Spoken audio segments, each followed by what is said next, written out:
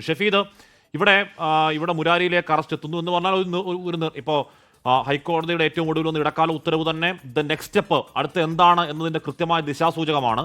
കോടതിയുടെ കൃത്യമായ ബോധ്യത്തിലാണ്. ആ ബോധ്യമുണ്ടാവുന്ന രേഖകൾ പരിശോധിച്ച അടിസ്ഥാനത്തിൽ മാത്രമല്ല SIT സമർപ്പിച്ച അന്വേഷണ പുരോഗതി റിപ്പോർട്ട് അടച്ചിട്ട മുറിയിൽ നടത്തിയ വ്യവഹാരത്തിനൊടുവിലാണ് കടുത്ത ഭാഷയിലെ വിമർശനം. ഷഫീദ്, ഇത് മുരാരിയിൽ നിൽക്കില്ല.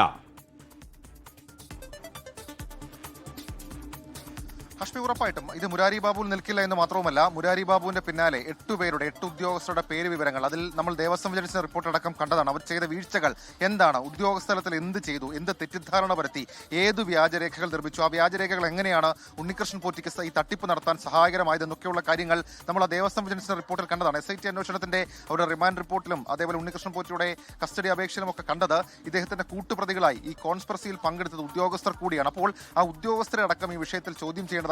അതുകൊണ്ട് എന്നാണ് സ്വാഭാവികമായും SITയുടെ റിപ്പോർട്ടുകളടക്കം പറയുന്നത്. ഇനി മുരാരി ബാബുവിന്റെ കാര്യം പറയുകയാണെങ്കിൽ 2019 മുതൽ 2024 വരെയുള്ള കാലയളവിൽ, അതായത് 2019 ഈ സ്വർണ്ണപ്പാളികൾക്ക് പ്രശ്നമുണ്ട് എന്നുള്ള കത്ത് മുതൽ അത് ആർക്ക് കൊടുക്കണം, ആർക്ക് കൈമാറണം, എങ്ങനെ കൊണ്ടുപോകുമ്പോൾ ആരുടെയൊക്കെ സാന്നിധ്യം വേണം എന്നൊക്കെയുള്ള കാര്യങ്ങളിൽ നിർണായകമായിട്ടുള്ള തീരുമാനമെടുത്തത് മുരാരി ബാബു ആണെന്നുള്ള കാര്യത്തിൽ തർക്കമില്ല. മാത്രമല്ല ആ രേഖകളിൽ പലതും മുരാരി ബാബുവിന്റെ ഇനിഷ്യേറ്റീവിൽ നടന്നതാണെന്നുള്ള കാര്യം ഉറപ്പാണ്. അതിൽ ഏറ്റവും പ്രധാനപ്പെട്ട കാര്യം ഈ 2024 ഇതുമായി ബന്ധപ്പെട്ട് അവസാനത്തെ ഒരു പ്രൊസീജിയർ ലോങ് റൺ ചെയ്യുന്ന സമയത്ത് ഈ ഉണ്ണികൃഷ്ണൻ പോറ്റി ഒരു മെയിൽ അയക്കുന്നുണ്ട്. ആ ഉണ്ണികൃഷ്ണൻ പോറ്റിയുടെ ആ മെയിലിന് അടിസ്ഥാനമായിട്ടുള്ള തൊട്ട് മുൻപത്തെ ഉത്തരവ് മുരാരി ബാബുവിന്റെ ഉത്തരവാണ്. ആ മെയിലിൽ CK കൺസ്ട്രക്ഷൻസ് എന്ന് പറയപ്പെടുന്ന ആ ഒരു അഡ്രസ്സിൽ നിന്ന് വരുന്ന മെയിലാണ്. ആ മെയിലിന് വീണ്ടും ക്ലാരിഫിക്കേഷൻ ചോദിക്കുന്നുണ്ട് ദേവസ്വം ബോർഡ്. ആ ക്ലാരിഫിക്കേഷന് മറുപടിയായി ഉണ്ണികൃഷ്ണൻ പോറ്റിയാണ് പിന്നീട് ആ രീതിയിലുള്ള മുരാരി ബാബുവിന് ആ രീതിയിലുള്ള പിന്നീടുള്ള ഫർദർ മൂവ്മെന്റ്സ് ഒക്കെ നടത്തിയത്. അപ്പോൾ ആ രീതിയിൽ ഈ ഉണ്ണികൃഷ്ണൻ പോറ്റിക്ക് സ്വർണ്ണപ്പാളികൾ കിട്ടാൻ മുരാരി ബാബുവിന് ഇടപെടൽ നടന്നിട്ടുണ്ടെന്നുള്ള കാര്യത്തിൽ തർക്കമില്ല. മാത്രമല്ല ഇത് ആദ്യ അറസ്റ്റ്, ഉദ്യോഗസ്ഥലത്തിലേക്കുള്ള ആദ്യ അറസ്റ്റ് നമുക്ക് പറയാനും കഴിയില്ല.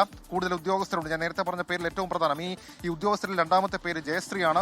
ആ ജയശ്രീ ദേവസ്വം സെക്രട്ടറിയാണ്. ദേവസ്വം ബോർഡിന്റെ തീരുമാനം മറികടന്ന മറ്റൊരു ഉത്തരവിറക്കി ഉണ്ണികൃഷ്ണൻ പോറ്റിക്ക് ഈ സ്വർണ്ണപ്പാളികൾ കൊടുത്തുവിടാൻ വഴിയൊരുക്കിയ ആളാണ്. അങ്ങനെ വഴിയൊരുക്കിയവരെ കൃത്യമായി തന്നെ SIT ഇപ്പോൾ നിരീക്ഷിച്ചു വരികയാണ്. സ്വാഭാവികമായും തൊട്ടടുത്ത ദിവസങ്ങളിൽ തന്നെ വലിയ അറസ്റ്റുകൾ ഇതുമായി ബന്ധപ്പെട്ട് ഉണ്ടാകും. അപ്പോഴും നമുക്ക് മുന്നിൽ അവശേഷിക്കുന്ന ചോദ്യം പലതാണ്.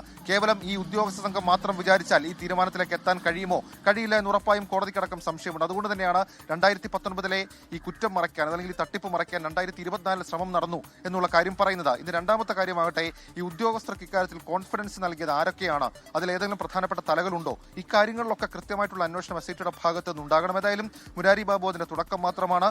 ദേവസ്വം ബോർഡിന് അതിനിടയിൽ ഈ പറഞ്ഞ സ്മാർട്ട് ക്രിയേഷൻ ഇത് ചെയ്യാനുള്ള കഴിവില്ല, അതിനുള്ള ടെക്നിക്കൽ എക്സ്പെർട്ടൈസ് അവർക്കില്ല എന്ന ഒരു കത്ത് വരുന്നുണ്ട്.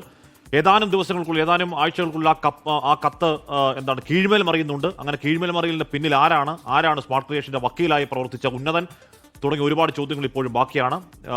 ഒരിക്കൽ കൂടി ഉറപ്പിച്ചു പറയാം, ഇത് പോറ്റിയല്ല, ഇത് മുരാരിയല്ല, അതിനപ്പുറമുള്ള തലകൾ അതിലുണ്ട് എന്ന ഹൈക്കോടതി ഏറ്റവും ഒടുവിൽ ഉത്തരവാദിച്ചാൽ തന്നെ ബോധ്യപ്പെടുകയും ചെയ്യും.